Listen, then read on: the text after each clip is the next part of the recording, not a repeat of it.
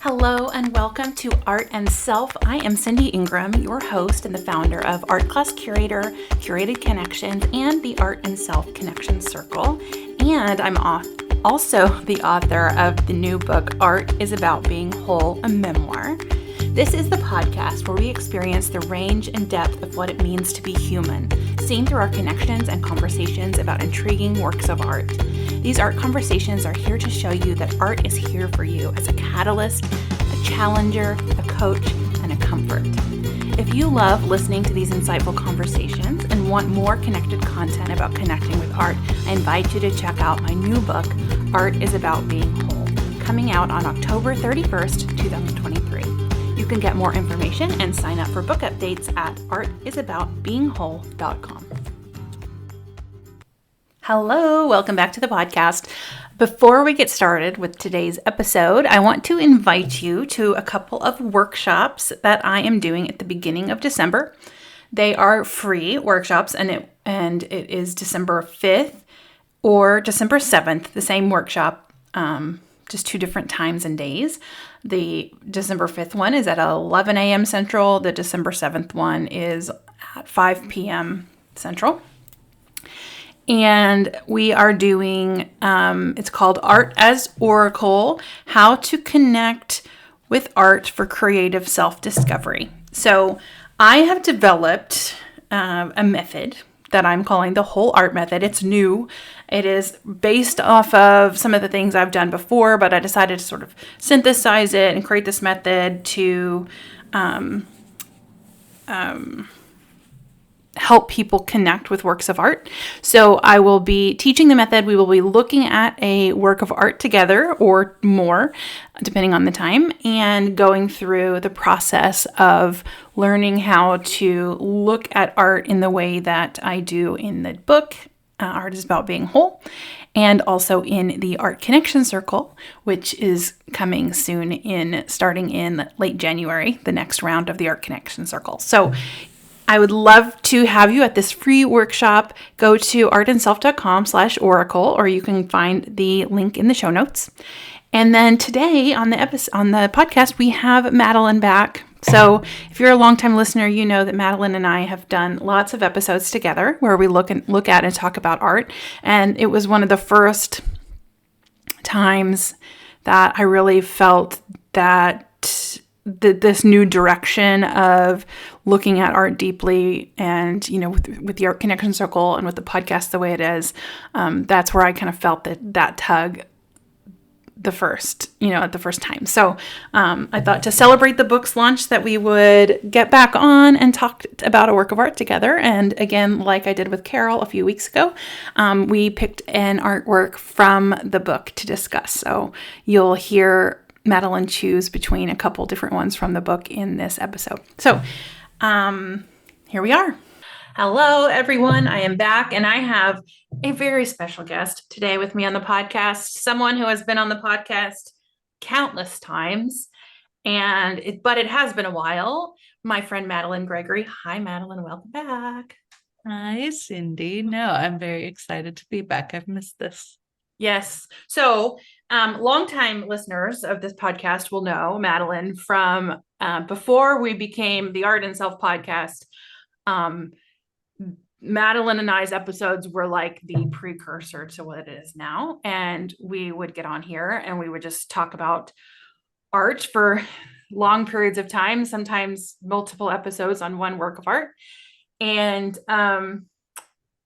in my new book, Art is About I keep saying becoming instead of being. I get my own book name wrong. Art is About Being Whole.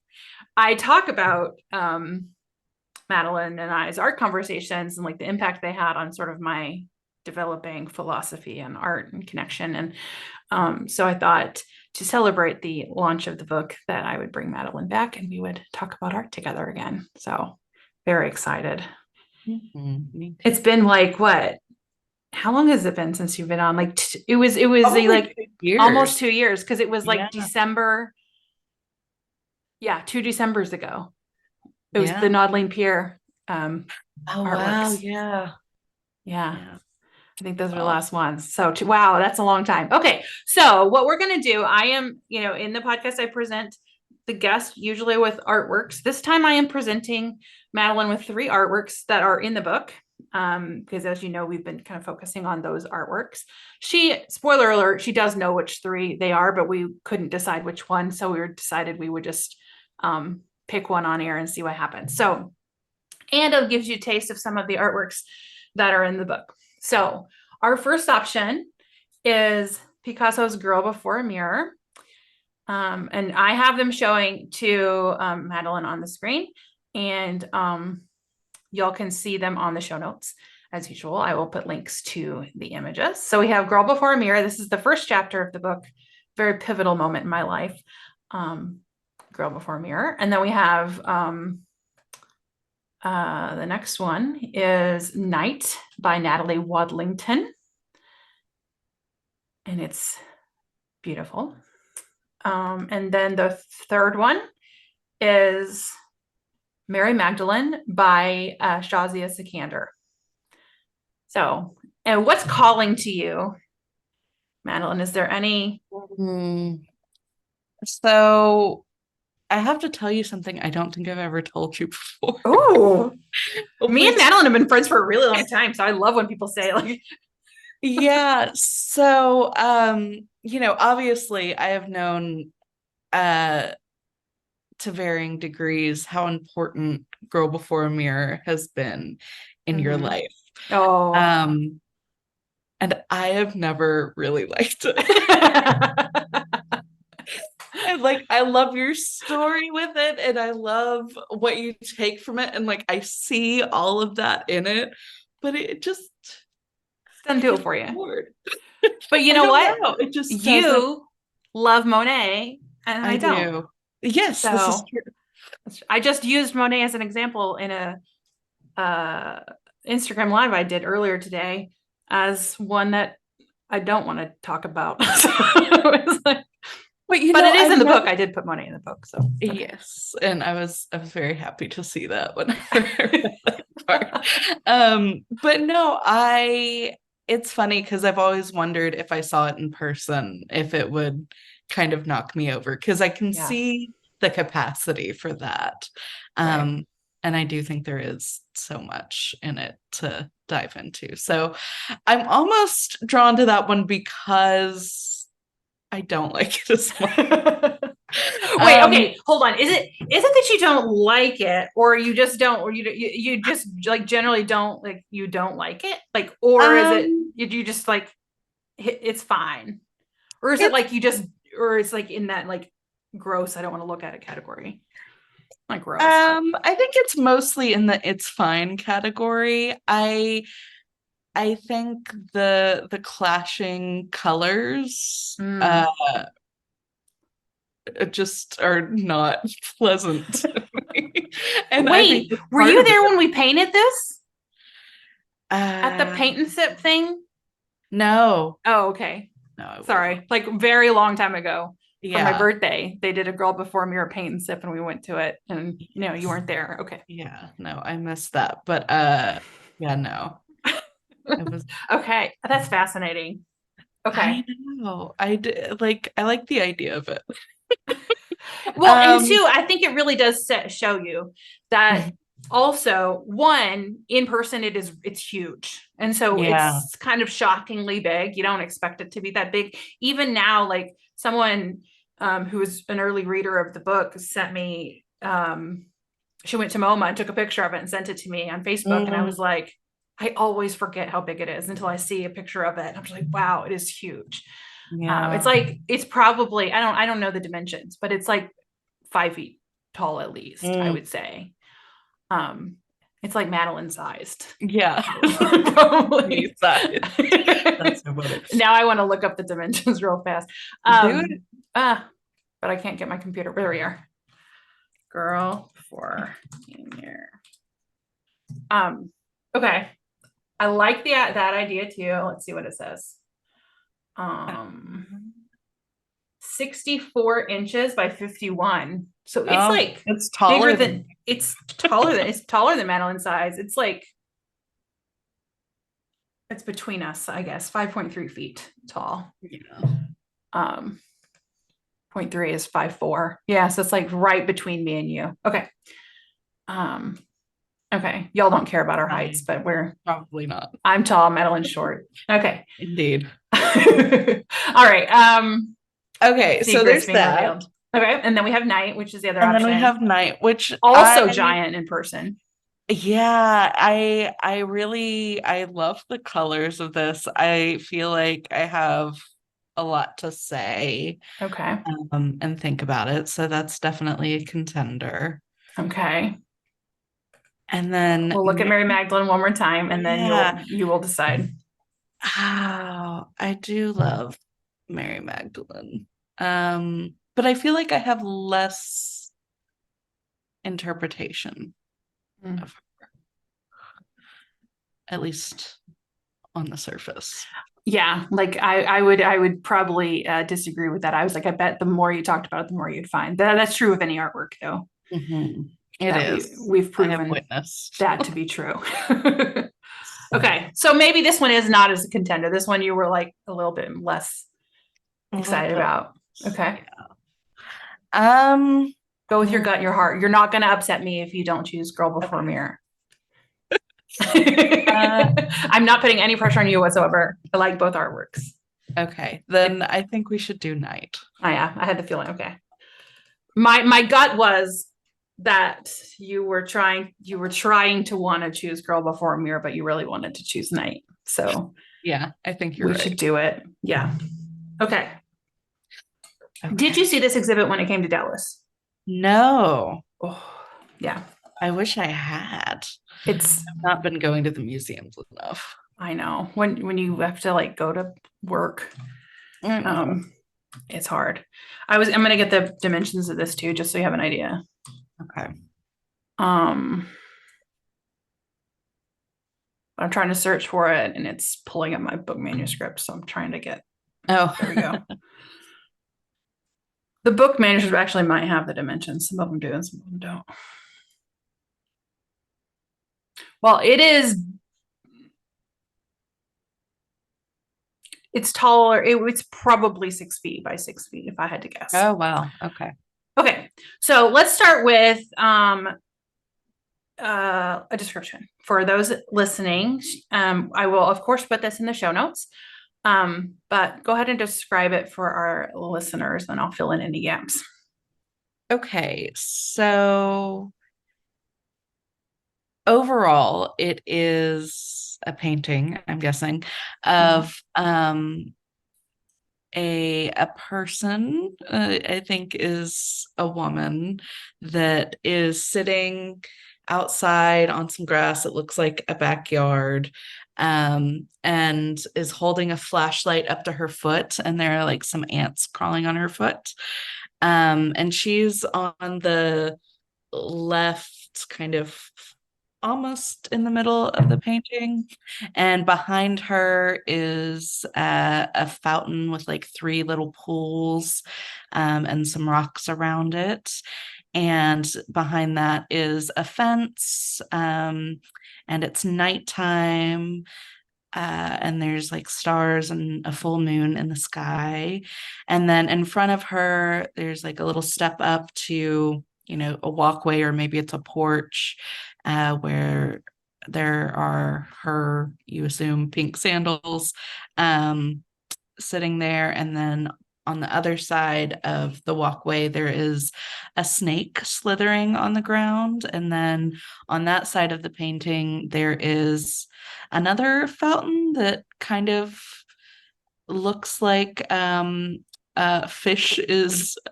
with a very wide mouth. Like, I get the impression that it's almost like vomiting into it. But there's no actual water in there that I can tell. And then there's shells, like it's a cylinder kind of. So, and then around that are roses and like thorns. And then behind that, there's 2 lawn chairs, or really not lawn chairs, but like what you would Camp take. chairs. Camp chairs. There you go. Yeah. And between them is like a fire pit with some flames going up, and that's just underneath the full moon. And then between the camp chairs and the fountain with the three tiers is like a little it's not quite a tree, but it kind of looks like a tree, but bush size, but it's also Yeah. like the leaves reach above the fence line, so just kind of looks a little stunted Yeah. maybe. And then in between kind of the two halves of the painting, there are circular, it almost looks like steps, like little cement steps. There are three of them, but they have handprints in them, kind of like, whenever kids with the modeling clay or whatever will put their handprint in them. And so there are three of those in the center. And it's interesting because everything is kind of the same size and kind of has like a flatness to it. Mm-hmm. Um, yeah. Yeah. Good description. Like you covered it all. The only thing I would say is like those little paver stones with the handprints. Like they also have Mhm. like a little purple jewels or marbles Yeah. set in there, and then they Yeah. also Almost like have little gems or years. something. One of the bottom says 20, like a hyphen, then 20, then it says 21, and then it's the top one says 22. Oh, is that what it says? Okay, I Yeah, couldn't quite tell. yeah. Okay. And I did look up the dimensions while you were talking, 8.5 feet by 8.5 feet. Oh, even bigger. Yeah. Okay, wow. And the exhibit, which I saw this in, it was just her work. And there were tons of these paintings just this big. Some of them were smaller too, but it was just like rooms of these big, bold, colorful paintings. And it was just like my dream come true because I love rooms of big, bold, colorful Yeah. paintings. So Oh, yeah, it was yeah. awesome. So yeah, that's a great description. Yeah, I think the I found in the book, I was constantly calling figures and paintings she, and I was like, I'm putting it as a woman because I'm a woman and I'm writing a memoir about myself. I was like, but we don't know for sure. So that's just kind of, I think, a not a disclaimer, but like I think we'll probably call her a she in this because um Yeah. we're both women in that, and that's the lens we're looking through, and there's um yeah. So okay. Sweet. What drew you to it? What made you want to choose it?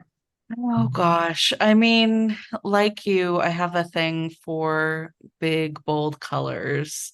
But I think part of what drew me to it is both her and like I think there's just something so interesting about the fact that she's sitting in this, I don't know, really nice backyard. Like I Yeah. think it'd be great if I had two fountains and a fire pit in my backyard. Like That I'd be, and it looks like really nice and warm and inviting. the But grass is so luscious. Like that's how yeah.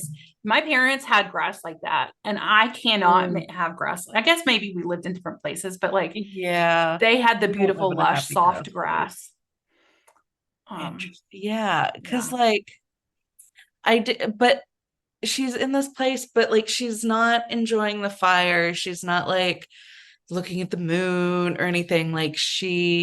There are these ants on the bottom of her feet, and I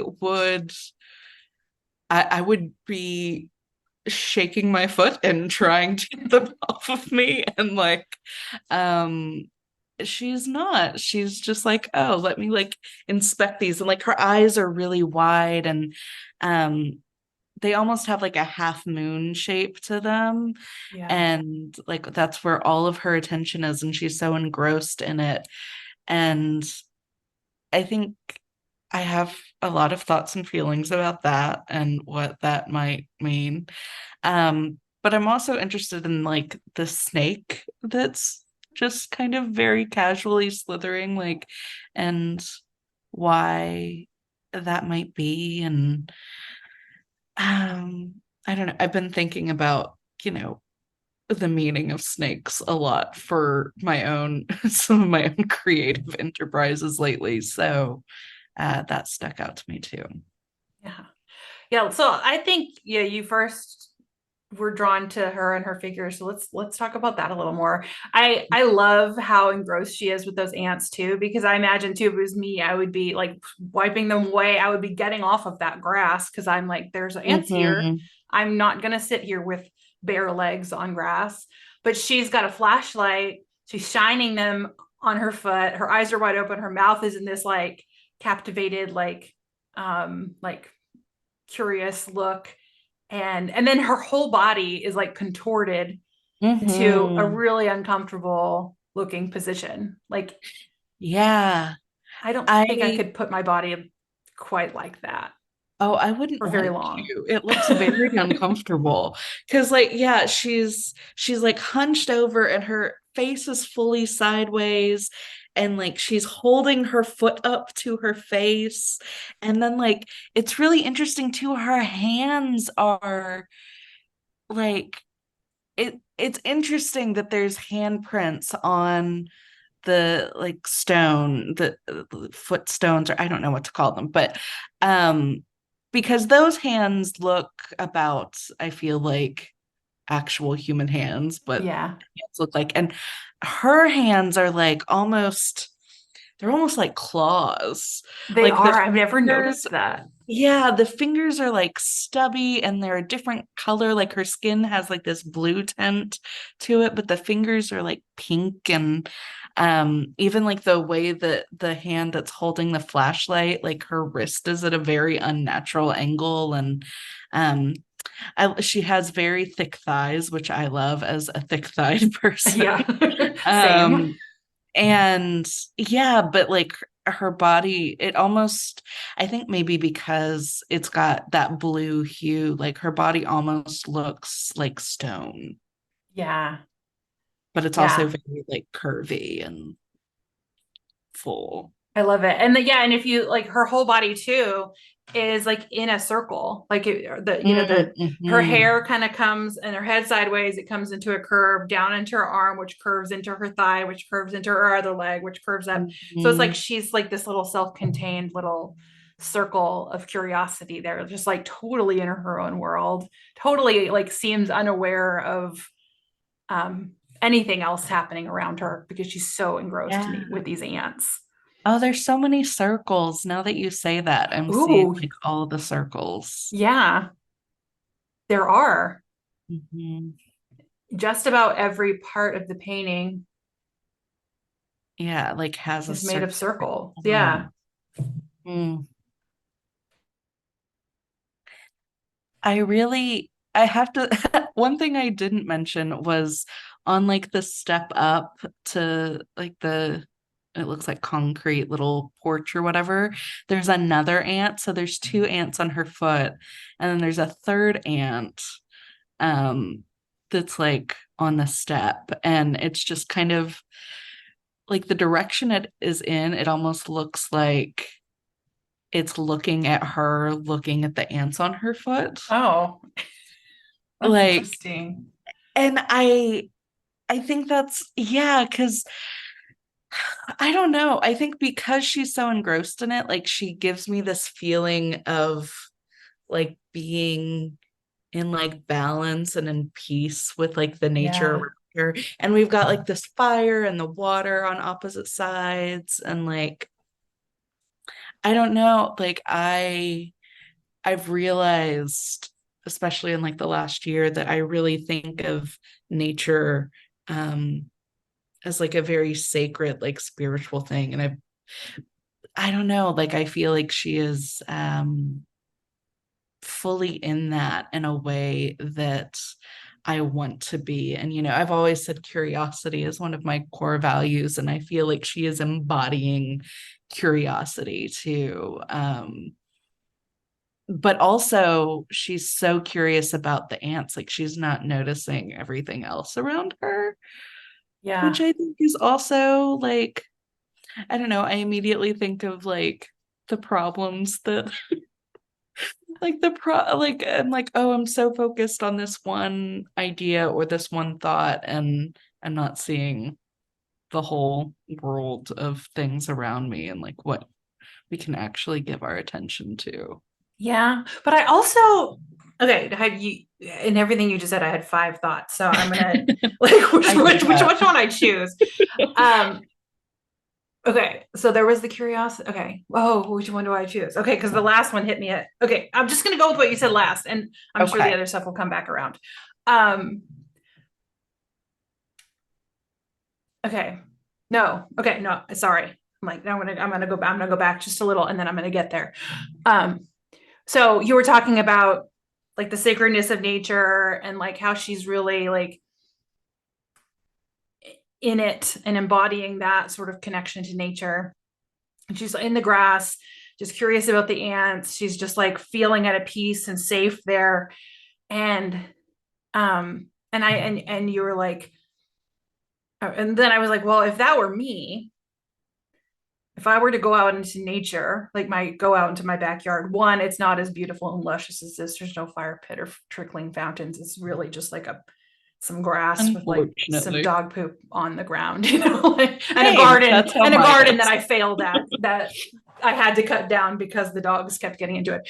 But not a lot of and really uncomfortable furniture. But if this like one, my importance of like being comfortable is real. Like, I always have a blanket or a pillow, I'm like in soft clothes, and I'm like going outside, I'm like, oh, that air might be a little too humid, it might make my skin itch. Or like the grass or the ground might be too hard and my back's going to start to hurt, or like all the things that would go with that. And then also like putting myself into that position would be uncomfortable. Having bugs crawling on me, also uncomfortable. But then I look at her and it's just like, oh, like how do you like release all of that and just like allow yourself to fully be in like the beauty of that moment? Yeah, it's very meditative looking. Yeah. Like that, and if this is definitely one. If I were to show students, I would be like, well, what sounds would you hear? Because the crackling of the fire, the trickling of the water. You could even maybe like that snake does look like it's moving, like the sound of the snake on the concrete, I and can like hear all the the things. Yeah, and like the wind rustling through the rose bush and like all of that. Um, like it feels so, and especially because of how big it is, it feels so present and like peaceful. Like it's even though, and this is where I'm going to get to my other thing that I thought of while you were talking, even though there are other things you could look at, there are like bigger problems or other things to pay attention to. I don't think it's bad that she's sitting there focusing on those ants. Like it's almost like you Yeah. were judging yourself for focusing on too small of a thing when there's other things to pay attention to. Like to me in this moment, it feels like really beautiful that's like that she's able to just focus on that and not get distracted by everything else. Um, so, but I guess maybe it's like a time for it. There's a time for when you can do that, and there's a time where you need to look bigger. I don't know. Well, no, it's interesting as you were talking about that and like how she's looking at that, even though there's other things. I suddenly, I think because I'm thinking about how big this is, was imagining myself as like standing on the porch, like looking at her. Like I just came outside and saw this scene. And I think you're right. I think it is like a beautiful and important thing when we can focus on the small moments or the small problems or whatever it is. But like, you also do need somebody that can see the whole backyard because goodness knows, like, it doesn't stay this lush on its own. Like, somebody's got to be cleaning out the pond or the fountain. Yeah. Somebody's got to be, taking care of the grass and, making like the Stoking the fence is very fire. straight. Right. Like all the things. And like you need both kinds of people. Like I've realized too, like I'm looking at her and she seems okay. I think I have two thoughts of how she got to this level of like awe and concentration about the ants on her foot. And I think either she is, maybe high or, or is maybe neurodivergent. Yeah. Like is just like super into like ants or that feeling or what, and like the sense, like you were talking about how sensory sensation wise like that would be terrible, but maybe that's the kind of sensations that like she seeks and she needs and that Yeah. calms her down. And that's why this backyard is so beautiful and perfect, because it is the place where she like does her self-care. Yeah. It's a place where she can feel the most like herself, and she's allowed to just marvel at ants for a long period of time without anybody rolling their eyes or judging her or Yes. um and I get well, I mean, in the book that is kind of each chapter kind of loosely has a theme, but yes, and it doesn't. But like in this one, it's me talking about um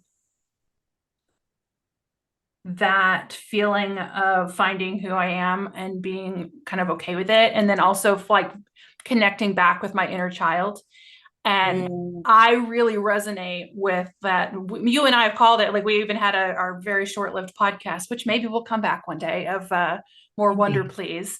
But it was like this idea of radical wonder, of this like and sustained curiosity. And I've always felt like I had that ability to just like marvel at something for a really long time. But for most of my life, I felt like I was annoying people when I did that. I would get eye rolls, or I would, my favorite memory of I have two of travel memories. Of one, when I was traveling with my friend Jeannie. I don't think she listens to the podcast, but uh, I would tell this to her face. It's not bad, but it was like we were traveling in London, and you've traveled with me. I honestly just go wherever I feel like going. I don't have any plan. You go where the wind blows. I do. I'm like, if I'm lost, whatever, I'll figure it out, And You so have Google Maps, just wandering. Yeah, we're just wandering. She was on a path to get to a specific place, and I was just like, we'll get there when we get there, And so we ended up lost. We like made a wrong turn, and we ended up at like King's College London or something. And there was this like, these trees were magnificent, right? And so I'm like, look at these trees. And she's just like, she looks at me, she's like, I don't care about these trees. I'm just trying to get to wherever. I forgot where we were going, some building. I can see it. It's like white. And maybe you took an elevator at the top. But anyway, we were trying to get to some place so that then we could marvel from a different view. But like, it was just this feeling of, and I like, that is so this feeling of like how I have always felt. And I don't blame her for that. Like we legitimately were trying to get somewhere, and I'm sure that was fucking annoying. Like really, I do annoy people, but that was a feeling. And then also traveling with my sister, I have this picture of her. We were like in Japan, and she's like 20 feet ahead of me. And she didn't realize that I had stopped to marvel at some things, and she kept going, and she's looking down at her phone and walking really fast. And I'm like way behind. But that is like, I have felt that for so long, and I always thought, like, I thought there was something wrong with me, that like that I was ridiculous, and like, and I would judge myself for that. And now, like, even saying that just sounds ridiculous, but like that's really what I internalized for a lot of my life. And so, yeah, when I look at this, I'm just like, she just gets to be herself and look at those ants. And she doesn't care if she has anybody to talk to about with. It doesn't look like she's like has anybody to tell about the ants, but I don't think she cares, because she's just like, I just get to look at them and I get to marvel at them. Um, that was a long-winded story to tell you, but that's it. That's kind of what I was talking about in the book. Yeah. Yeah, because I've gotten a sneak preview of the book, and everybody should get it because it's really good. Yes, And really good. it Thank you. already made me feel feelings. Funnily enough, the introduction made me feel feelings, and I usually skip the introduction in books, so I think that tells you Do something. you? Heather told me that people do that, and I was like, really? Oh yeah. Oh, no, I will give it like a paragraph, and if you have not captured my attention, I'm moving on. Wow. Okay. But Okay, I sorry, I interrupted you. because Keep going. uh, but no, there's there's a part of the book that you were talking about that, and I think you talk about it in different ways and from different vantage points, but Yeah. there's a part where you're talking about it, and I was like, oh yes, like she put words to the feeling, because yeah, I know exactly what that's like. I I'm not necessarily a go wherever the wind blows. I'm a little more of an anxious traveler, but I I don't get getting frustrated on vacation.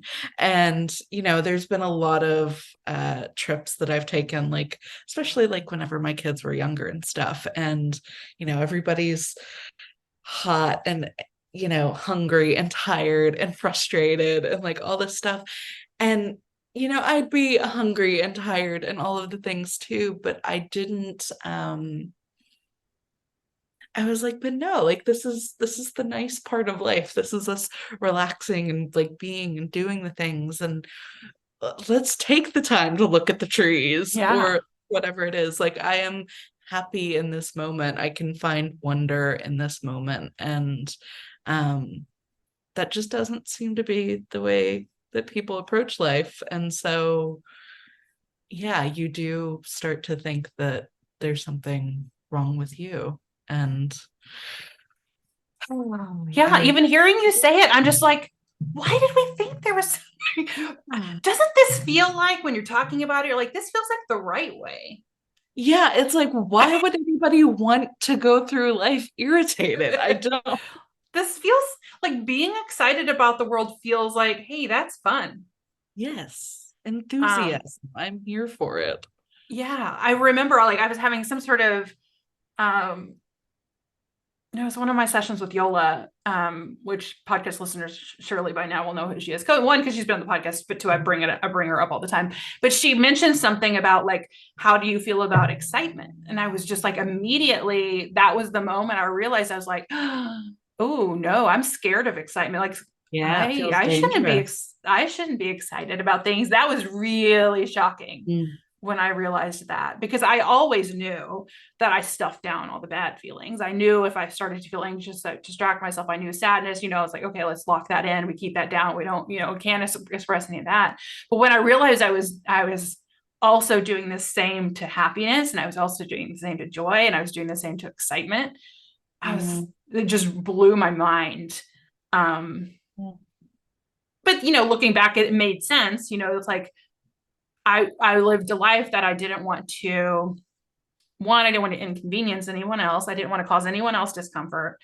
I didn't want anyone to leave me. I didn't want anyone to judge me. Yeah. And so you got to be vanilla. You've got to always be watching. Like you can't come on too strong. You can't, but then you also can't be too boring. And so like I was constantly trying to find this like medium place where I was just stoic, but then that's boring, so it's No, I totally get that. Like, I was just I had a realization in therapy recently where I was like, oh, because I am, I think, a certified introvert. I think you can probably vouch for that. yeah. But there are some spaces like work that I show up to, and I don't think anybody would call me an introvert there, which is so funny to me. But also it's because like there is like It's kind of like it was funny the way that you talked about being a teacher in the book and how like you Yeah. realized that like it just everything like lit up and like felt right. And I think there are moments in life for me that feel like that too. And so like I can be confident and I can say the thing and I can do the things or whatever, but like it does take energy for that to happen. Yeah. And I've realized that like whenever I am in more normal social situations, you know, if you go to a party or you go to dinner with a group of people and you know some of them but you don't know others or whatever, like it's so much more difficult for me to feel confident and to say things in those situations because like there's not like I don't know how to react to you. I know how to react to somebody at work. Like there's a script that we can go Yeah. with. It's like And there's rules and yes. there's rules and there's like a hierarchical structure and Yes. there's a, and like, and that allows you to feel like your place and your place in this system. But then when you go into a social situation, and I'm the same way, like I can be a teacher and I can be so charming and I can be so like I really can like, Yeah. and then I go into like a party where I don't know anybody and I will not talk to anybody and I will try to get out of there as quick as as I can because I don't, or I won't show up in the first place. Yeah. If a friend is like, "Oh, I'm inviting other people," I'm like, "Oh, I can't make it." I'm Oh like, darn. You "Oh just checked shoot." the no box. I Yeah. was up for hanging out with people I know, but people I don't know is a whole different beast. Um, and so that's kind of something I grapple with, and I talk about it in the book that like I felt like my most true self in those moments. But then there's also this argument that I'm masking in those situations. Mhm. And I've heard people say that it's more like a performance. Um, but I don't feel like that's true either.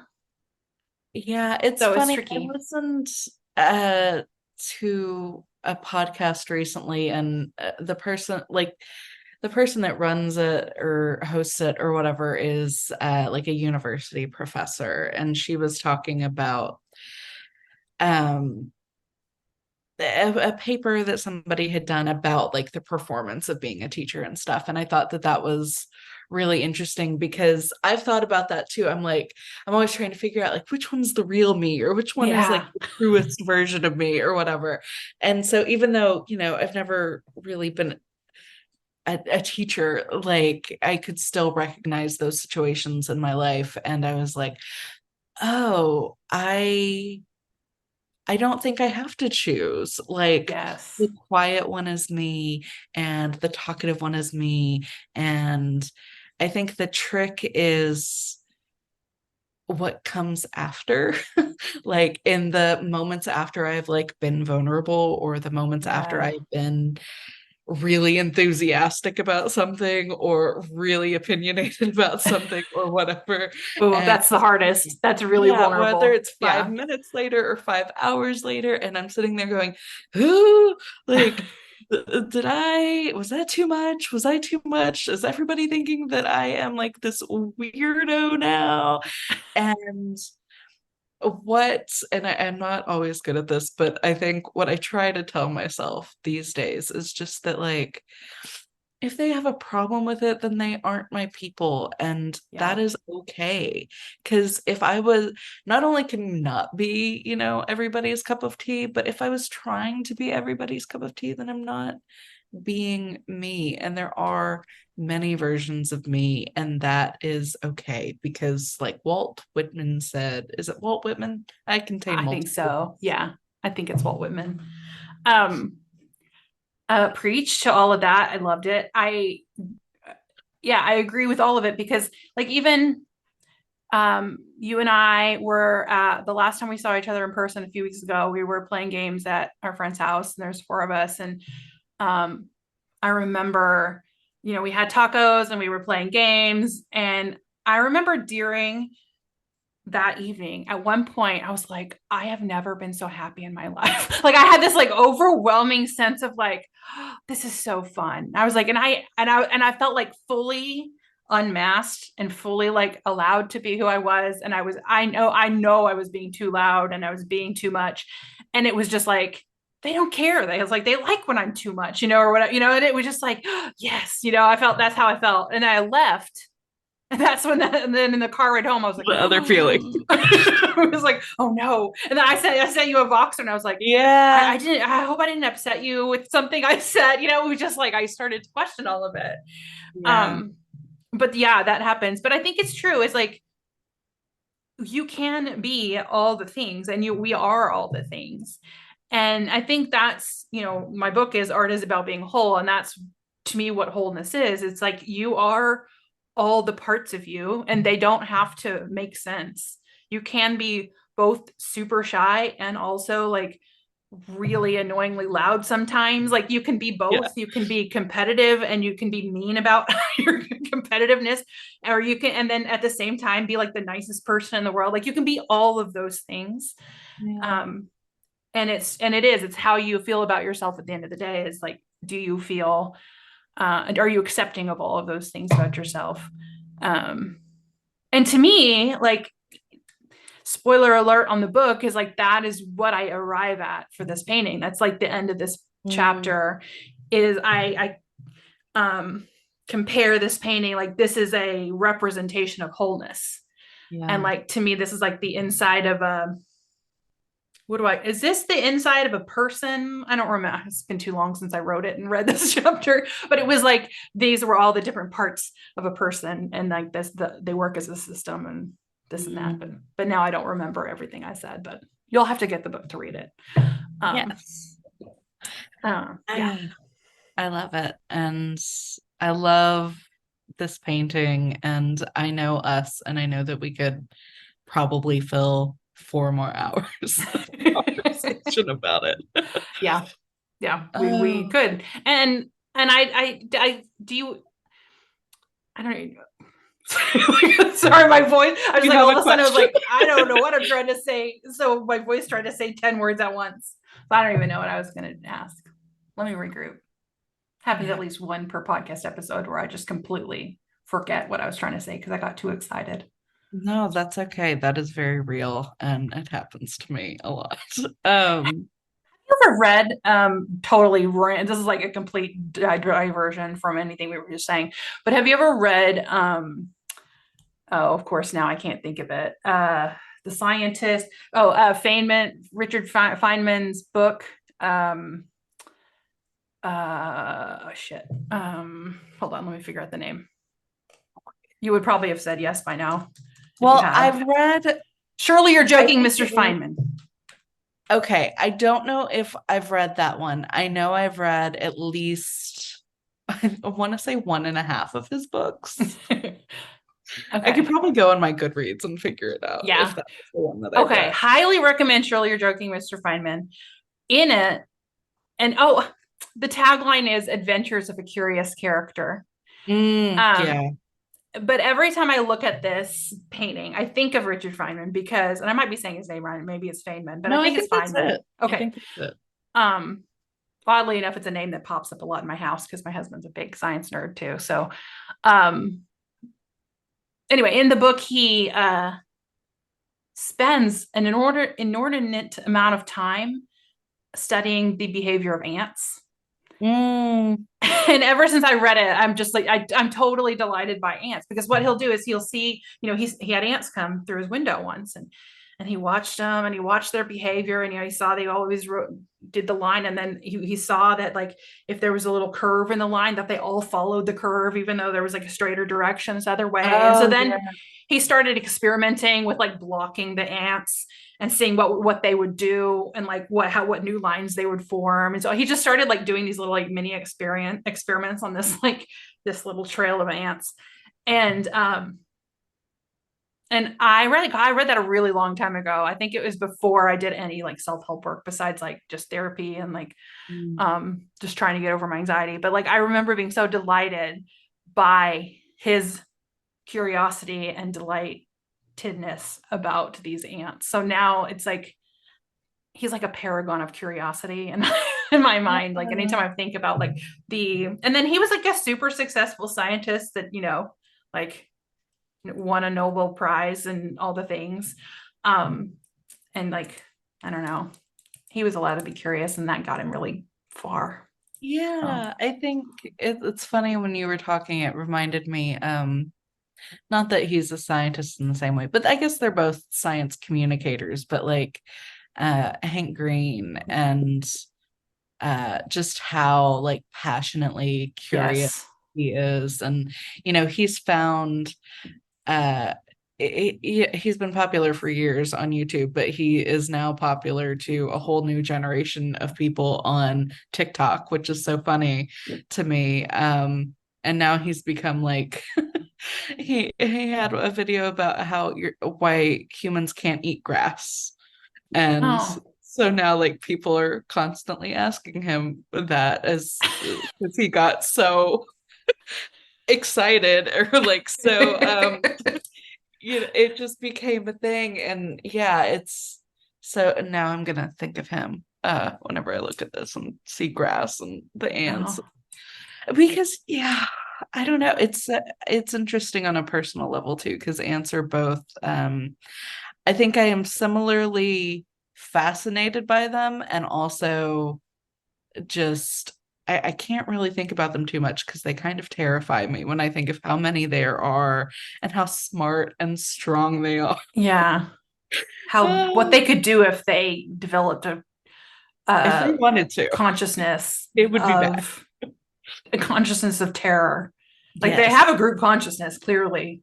Yes. Um, Yeah. but if they had a really bad, like a really evil dictator ant that came through, We'd be in trouble. we would be in trouble. Now Not, suddenly my ankles are like itching. I'm like, Oh, what's happening? Oh, but I guess maybe that's just inborn in us. Are we really interested in anything if we're not a little bit afraid of it? I think. yeah. So if you had to like pick one lesson that you think this painting is Mm, teaching you, mm, um, what do you think that lesson is? hmm.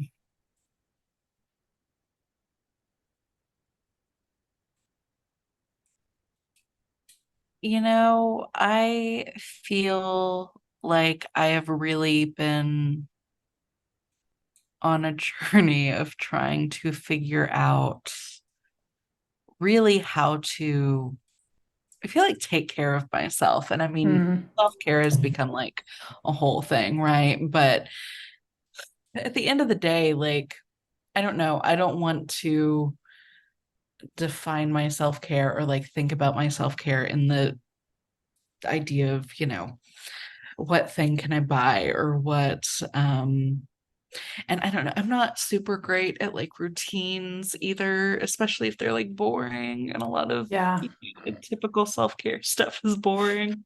But I also have realized, there's like extra special, like, I don't know, cherry on top self-care, I feel like sometimes. But then there's also just like the maintenance self-care. Like I need to do these things to feel like a person and to be functional and okay. And I feel like that is what she is doing.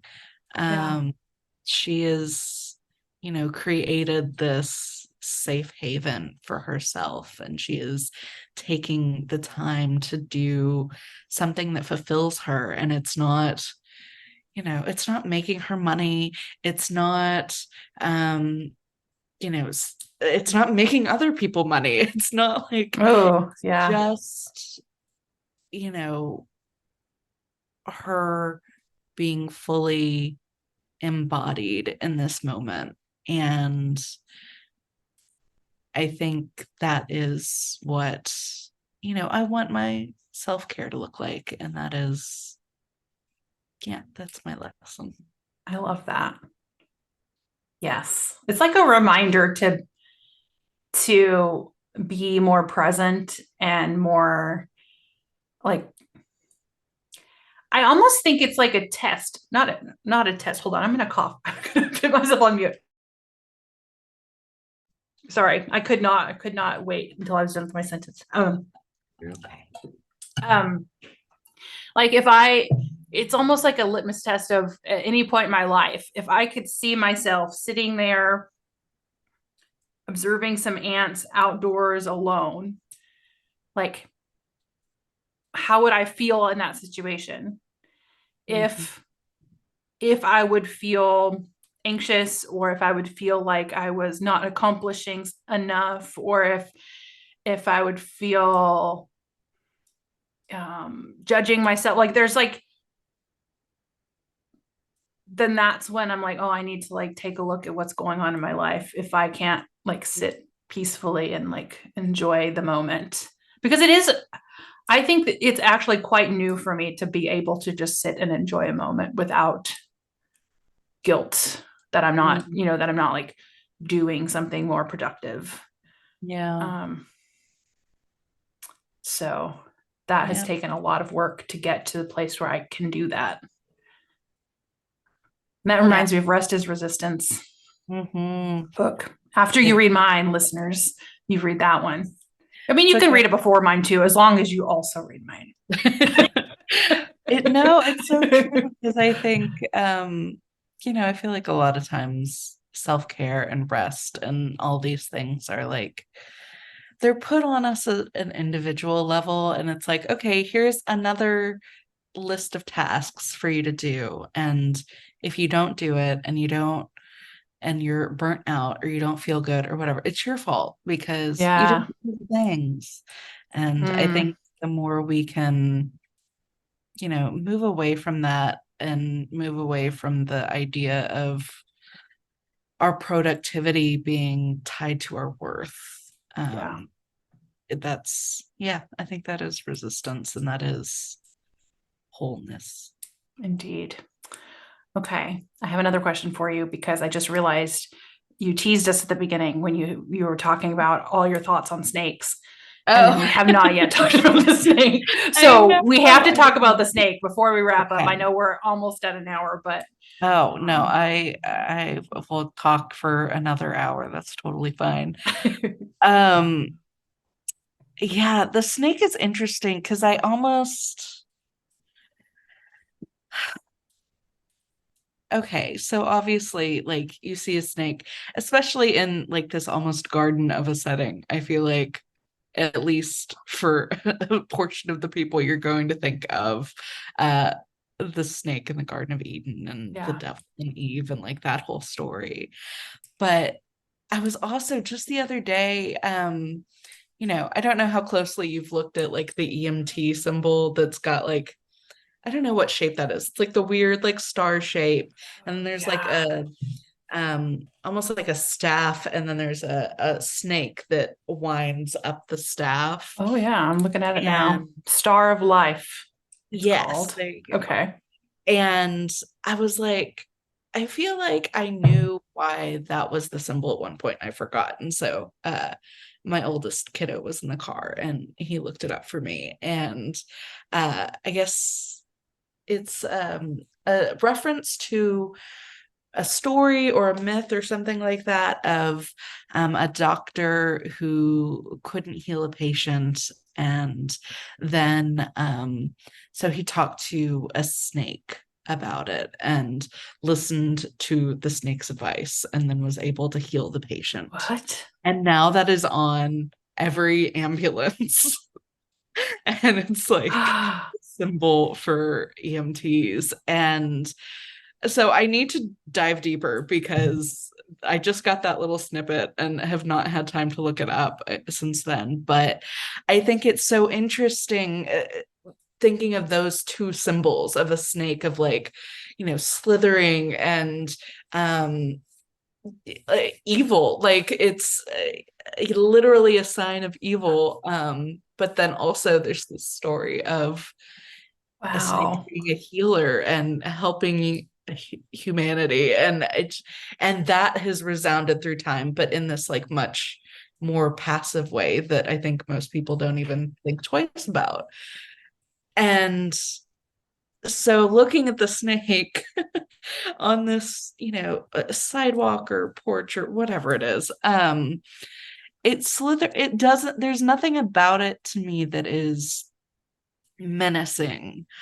um it looks like it's just there, like it almost to me kind of speaks to like the peace that she is at, and like Yeah. the peace of like being like in harmony with nature in this moment, and it's just there. Or maybe Yeah. pet snake, I don't know.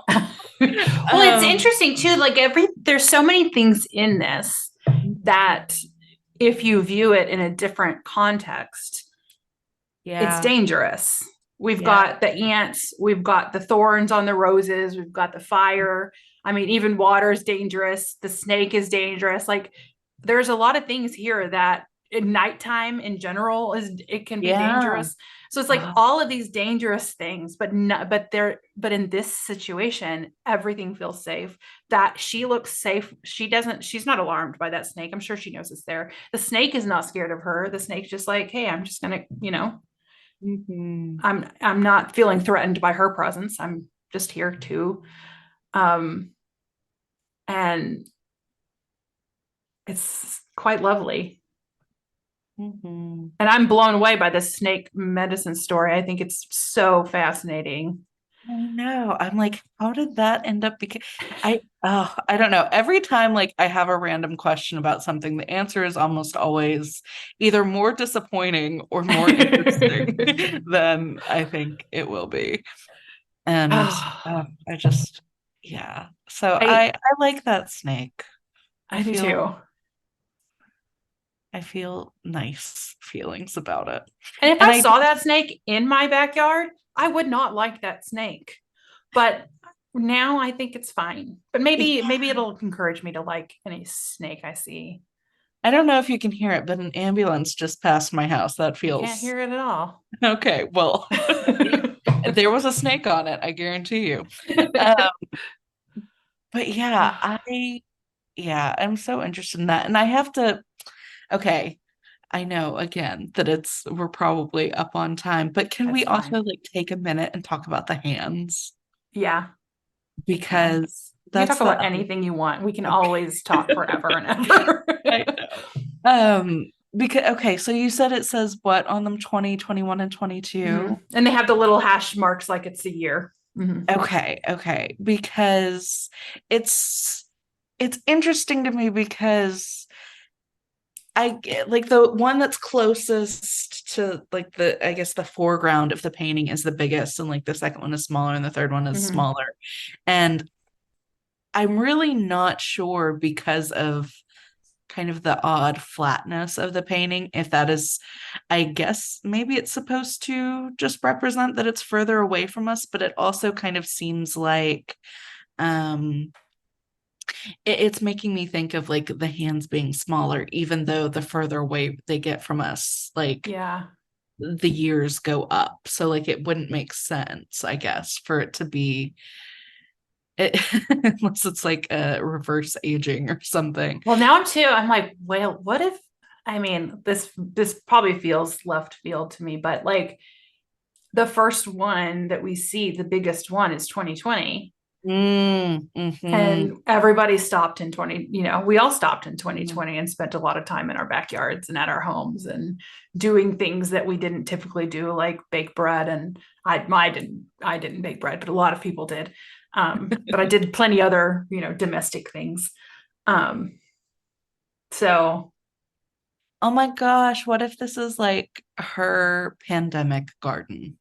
oh yeah, like she built a garden during the Yeah, and pandemic. She put those shells in mhm, that fountain and she built that fire pit and yeah, yeah. and then like now she's like commemorating it each year. Hmm.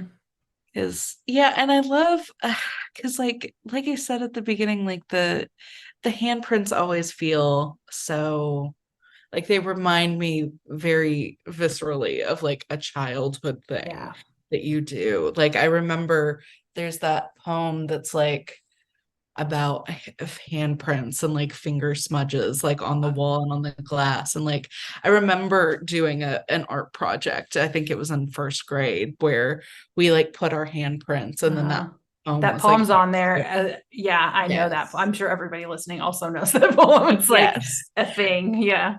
But like it's like I like the thought that those are her hands and like that's like the way she is signing the backyard garden, if you will, because I don't, there is like some like I see why you connected this to like childhood wonder because there is something like very, I don't know, innocent about that and like taking the time to connect with your inner child and like do something that would make them happy. And yeah, I love that. Yeah. I also see in this painting and in many of her paintings, they're a lot like this. Some of them are a little, they have like more dangerous things happening in them. But I always see my daughter Zoe in them because she is like she will, when she is out in nature, she crouches down and then she like plays in the sand or the leaves, or she's running her hands through the water, or she's like whatever she's doing. But she gets herself in this little ball, and then she's just lost. She is just she's in her own world. She has no idea what anyone else is doing, nor does she care. And she's just like, or she'll be like taking, we were at the lake one time and she was taking one leaf and she would crouch down, she'd pick up the leaf and then she'd drop it in the water and then she'd watch it float away, and then she'd get another leaf, she'd drop in the water and she'd watch it flow away. And it's just like, it's so wonderful to watch her do that and to like remember how I used to be that way. Yeah. And then I'm like, then I stop and I'm like, when did I stop being that way? And how can I start being that way again? Because it's so wonderful to like do that and to exist without the pressure of performing or making money or being a certain way for anybody, just like to be you in that moment. Yeah. A person on this planet who's delighted by nature. I love it. And yeah, I don't think I'm ever going to be a make my backyard really pretty person. Maybe if I lived in a different climate, but yeah. But yeah, I want to find my version of this. Yeah. My dream of a lake house one day. I want to buy a lake house. Oh, want one so bad. One day I will. Well, thank you for coming on here and talking to me about. Thank you for having me. About art. It felt really great. I think whenever we reinstate our podcast, we need to have one about snakes. Okay, I'm here for it. I have a page open about the snake thing, and I'm like trying not to keep bringing up the thing that I saw, like the things on them. Like, no, it's fine. This is not an episode about snakes, and we've already talked for an hour. But yeah, no, we can definitely have an episode about snakes. Yeah. Oh my gosh. And then I just thought of like the snake eating its own tail, and that's a circle, even though, okay. Oh, yeah. Okay. Well, okay. The one thing I was seeing on here is the skin shedding of the snake indicating renewal. So there's a whole shedding a skin thing. Yeah. There's endless. Yeah. There's a lot of snake stuff that we really, I mean, we don't have to wait till the podcast. We can just like next time we see each other, just have a nice combo about snakes. Yes. That's what we do. Y'all will miss out on our very in-depth Voxer conversations about snakes, but TBD, we'll share them at another time. Awesome. Okay. Do you want to point people to your website or anything like that, or are you posting on there, or do you? I mean, sure. I haven't. I will never promise to post regularly because that is just not how my brain or my life seems to work. But I do sometimes. And I actually got a new URL, which I'm sure you will have questions about now that we are talking about this. But it is maybe Zed, so MAYBEZED.com. Oh. Okay. I do have questions about it, so I will ask you those later. Okay. All right. Thank you, Maddie. It was wonderful. Thank you. I enjoyed it. Yay. Thank you for listening today to Madalyn and I's discussion. It was so wonderful to talk with her about art again. And just a reminder that I'm doing 2 workshops at the beginning of December 5th and 7th. I would love to see you there. You can register for those at artandself.com/oracle. And again, the topic of the workshop is Art as Oracle, how to connect with art for creative self-discovery. And I hope to see you there. Thank you so much for listening to Art and Self. And if you love listening to these insightful conversations and want more connected content about connecting with art, I invite you to check out my new book, Art is About Being Whole, a memoir, coming out on October 31st, 2023. You can get more information and sign up for book updates at artisaboutbeingwhole.com. Also, please consider leaving me a rating or a review on iTunes and share this episode with one friend who needs to hear what we talked about today. You'll find links to the artworks we discussed over on the show notes, and you can find me on Instagram and Facebook by searching Cindy Ingram Art and Self. Thank you so much for listening. Have a wonderful week, and I'll see you next time.